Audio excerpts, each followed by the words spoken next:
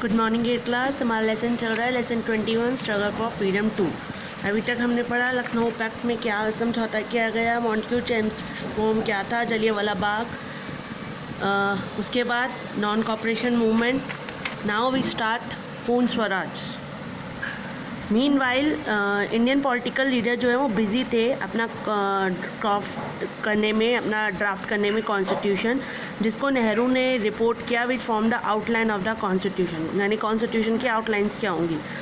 इसके अंदर important recommendation जो होनी थी वो थी डिक्लेरेशन ऑफ राइट क्या होंगे, पार्लियामेंट्री सिस्टम कैसा होगा गवर्नमेंट का, एडल्ट फ्रेंचाइज होगा और इंडिपेंडेंट जुडिशरी यानी सुप्रीम कोर्ट होगी और उसका एक हेड होगा। मोस्ट ऑफ जितनी भी रिकमेंडेशन किसमें होनी थी वो बेसिस थी कॉन्स्टिट्यूशन ऑफ इंडिपेंडेंट इंडिया।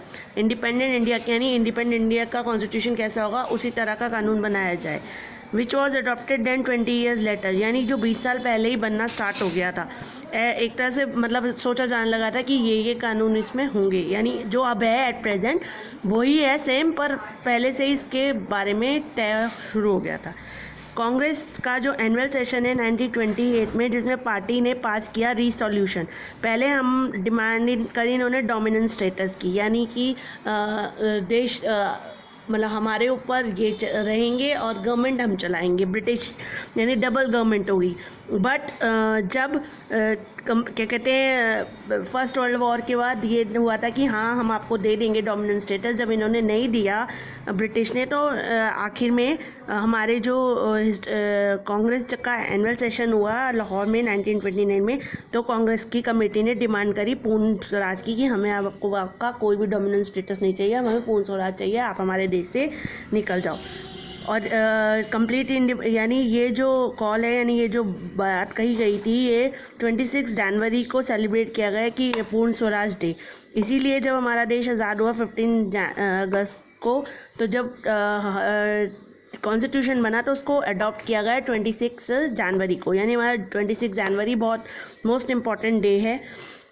इसी वजह से कॉन्स्टिट्यूशन ऑफ इंडिपेंडेंट आपको भी बताया सोवराइन है, डेमोक्रेटिक है, रिपब्लिक है, और 26 जनवरी को रिपब्लिक डे मनाया जाता है अब आज के टाइम में, पर उस समय मनाया गया इसको पूर्ण स्वराज यानी कंप्लीट इंडिपेंडेंस। अब आता है civil disobedience movement. Mahatma Gandhi के सुपरविजन में कांग्रेस ने एक न्यू मूवमेंट चलाया जिसको कहते हैं civil disobedience movement. It started with the Dandi march. Start हुआ डांडी मार्च से। डांडी मार्च क्या था, उस समय गवर्नमेंट ने एक न्यू लॉ बनाया, यानी साल्ट पर बहुत सारा टैक्स लगा दिया। जो साल्ट है वो हमारी कॉमन बेसिक नीड होती है, खाने में कुछ नमक तो डलता ही है, पर जो है गवर्नमेंट ने इसकी तरफ कोई ध्यान नहीं दिया। तो मार्च अप्रैल 1930 को गांधी जी ने मार्च किया, यानी पैदल चले अपने साबरमती आश्रम से डांडी, गुजरात, गुजरात कोस्ट में डांडी जगह है, वहाँ तक इस सॉल्ट गवर्नमेंट सॉल्ट के लॉ को तोड़ने के लिए वॉयलेशन मतलब सॉल्ट लॉ को तोड़ा गया। First challenge to the government एक पीसफुल मार्च था। जैसे जैसे गांधी जी चलते गए, गांधी जी के साथ हज़ारों की संख्या में लोग जुड़ते गए। वहाँ पर ये पहुँचे गुजरात में कोस्ट में डांडी पे, और वहाँ पे इन्होंने मुट्ठी भर नमक लेकर उस नमक लॉ को तोड़ दिया। गांधी जी ने technical breach of salt law किया था 6 अप्रैल 1930 को, जब अभी मैंने बताया उन्होंने कुछ स्मॉल सी को टुकड़ा नमक का उठाया और उस लॉ को तोड़ दिया। इस मूवमेंट में फार्मर, ट्रेडर्स मूवमेंट सब ने लार्ज नंबर में पार्ट लिया। गवर्नमेंट ने अरेस्ट किया गांधी जी को मई 1930 में और येरवादा जेल एट पूना में डाल दिया। उनको लगा ये बंदा खतरनाक है। कैंपेनिंग जो है सिग्निफिकेंट, इस कैंपेनिंग का बहुत महत्व पड़ा ब्रिटिश के एटीट्यूड पे। इंडियन इंडिपेंडेंस उनको हमें ये कह लीजिए इंडियन इंडिपेंडेंस इसके कारण ये भी रहा। गांधी जी 1931 में गांधी जी के और इरविन के बीच में एक समझौता हुआ जो गांधी इरविन पैक्ट कहते हैं। एम के गांधी लंदन गए 1931 में और पार्टिसिपेट किया सेकेंड राउंड टेबल कॉन्फ्रेंस में, रिप्रेजेंटेटिव वन का, कांग्रेस का, कोई भी, पर उनके बीच में कोई भी सेटलमेंट नहीं हो। जबकि although Gandhi ji arrest remove him from the active, पर हाँ गांधी जी ने ये ज़रूर किया कि जो जितने भी लीडर्स मूवमेंट में एक्टिव रहे थे और अरेस्ट किया गया था उनको छुड़ा लिया गया, पर उसके बदले में सिविल डिसओबीडियंस मूवमेंट को वापस लेना पड़ा। This civil disobedience continuous pressure stumps were laid on the boycott of foreign goods particular cloth. और ज़्यादा ध्यान किस पर दिया गया, बाइकआउट किया जाए फॉरेन गुड्स का और पर्टिकुलर अपने देश की चीज़ों का यूज़ किया जाए। सिविल डिसोबीडियंस मूवमेंट जो है वो फेलियर रहा। Struggle for the freedom it promote, उस पर इसमें ये कहेंगे कि इसने यूनिटी, इंडियंस की यूनिटी पर ध्यान दिया। डिफरेंट रीजन एरिया के लोग थे वो सब कांग्रेस के बैनर के नीचे आ गए, यानी सब लोग एक दूसरे के साथ मिल गए। इट प्रोवाइड अपॉर्चुनिटी, इसमें अपॉर्चुनिटी मिली यंगर्स पीपल को, एजुकेट किया गया, पोजीशंस ऑफ ट्रस्ट और रिस्पॉन्सिबिलिटी मिली ऑर्गेनाइजेशन में। इसके अलावा provisional administration which was capture in 1937 election, यानी 1937 में इलेक्शन के बाद जो आसपास का एरिया था उसका एडमिनिस्ट्रेशन संभालने के लिए यंग पीपल्स को रिस्पॉन्सिबिलिटी दी गई। अब आता है first round table conference in 1930। First round table conference क्या है? This was the first ever, ये पहली बार ऐसा कॉन्फ्रेंस हुआ था ब्रिटिश और इंडियंस के बीच में एज इक्वल, जिसमें कांग्रेस जो है and most business leader boycott, पर कांग्रेस और मोस्ट जितने भी बड़े बड़े बिजनेस लीडर्स हैं उन्होंने बायकाट किया इस फर्स्ट राउंड टेबल कॉन्फ्रेंस का। द मुस्लिम लीग, मतलब और कौन कौन सी पार्टी गई? मुस्लिम लीग, हिंदू महासभा, लिबरल्स और प्रिंस ने, राजाओं ने इसको अटेंड किया। But every delegate retired that a constitution discuss, पर कोई डिस्कशन हुआ नहीं क्योंकि कांग्रेस वॉज, इसमें कांग्रेस ने पार्ट नहीं लिया जो एक मीनिंगलेस था। At the conference British prime minister hinted an olive branch to the Congress and express the hope that the Congress was attend the next RTC.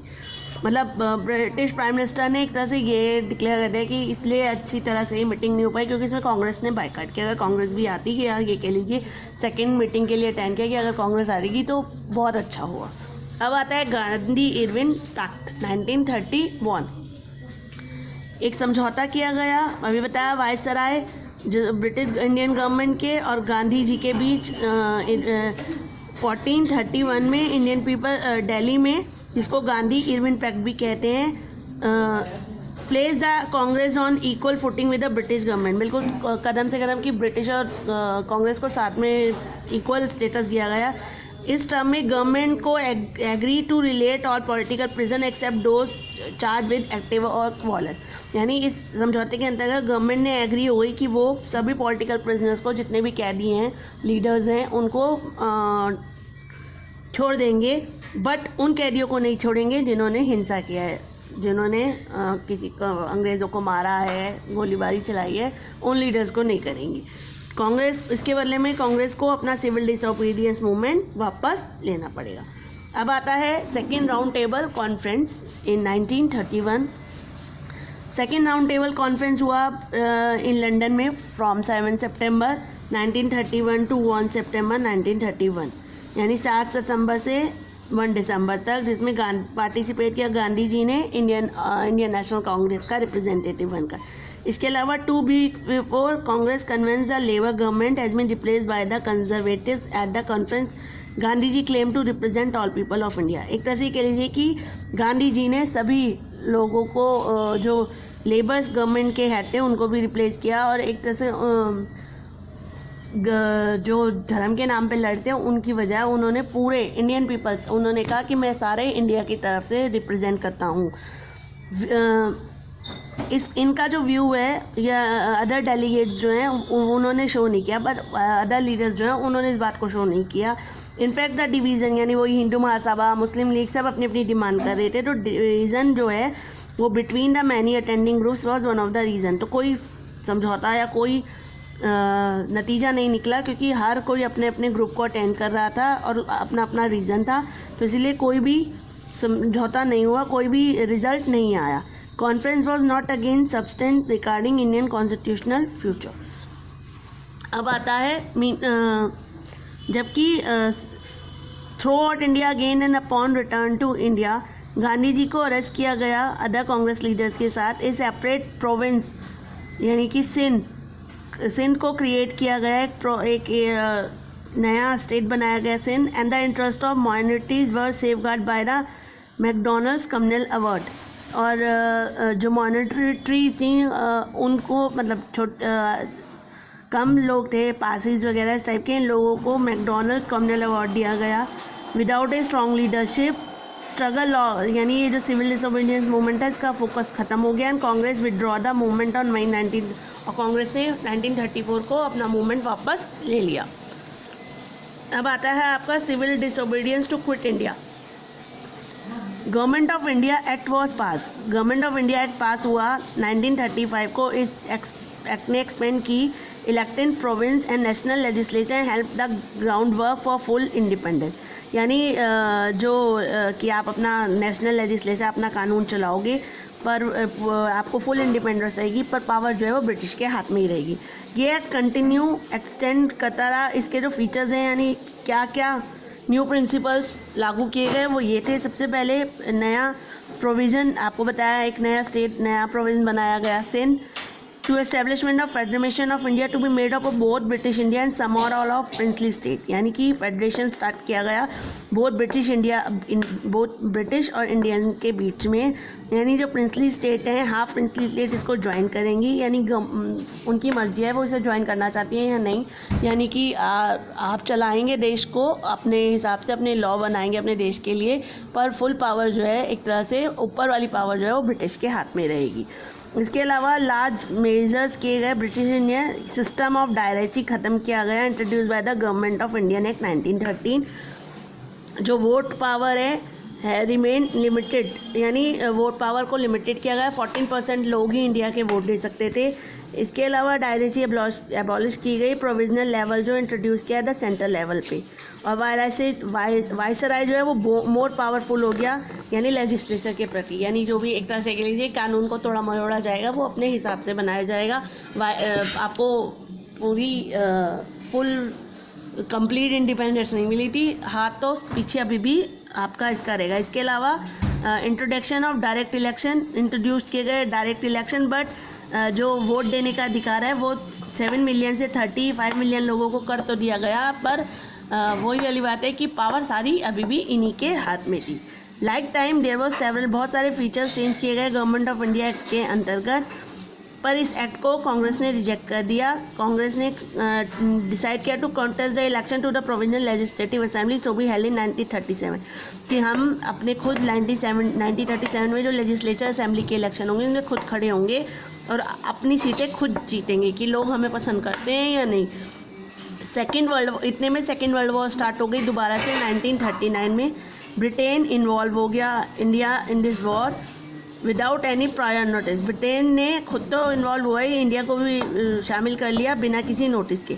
मार्च 1942 में ब्रिटिश गवर्नमेंट ने स्टैफोर्ड क्रिप्स को भेजा इंडिया में विद प्रपोजल, एक proposal new constitution का proposal लेके। ये proposal जो उसने भेजा था ये अनसेटिस्फाइड था, बहुत देर से भेजा गया था, बट और दूसरी बात ये कि इसमें एक भी कांग्रेस और मुस्लिम लीडर्स किसी को भी शामिल नहीं किया गया था, इसीलिए इसको कांग्रेस और मुस्लिम लीग ने रिजेक्ट कर दिया इस थ्योरी को। ठीक है, इसको चलिए आज के लिए इतना ही, अब नेक्स्ट क्लास में पढ़ेंगे। हैव अ नाइस डे बच्चा।